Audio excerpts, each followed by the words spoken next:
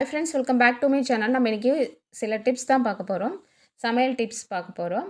அதில் ஃபஸ்ட்டு பார்த்திங்கன்னா, மீன் குழம்பு செய்யும்போது அதில் உருளைக்கிழங்கு சேர்த்து கொண்டால் அதன் சுவை பல மடங்காக இருக்கும்.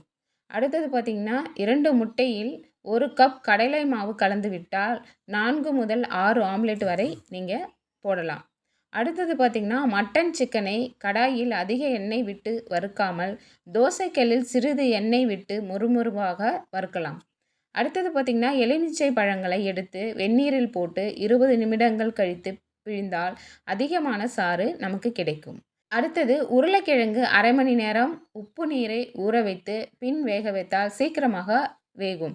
அடுத்தது சாம்பார் பொடி அரைக்கும்போது அத்துடன் ஒரு கைப்பிடி கல்லுப்பு சேர்த்து அரைத்தால் வண்டுகள் பூச்சிகள் வராது.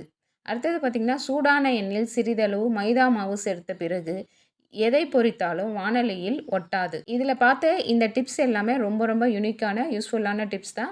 கண்டிப்பாக நீங்களும் உங்கள் வீட்டில் ஃபாலோ பண்ணி பாருங்கள். எப்படி இருக்குன்னு கமெண்ட் செக்ஷனில் சொல்லுங்கள். தேங்க்யூ, பாய்.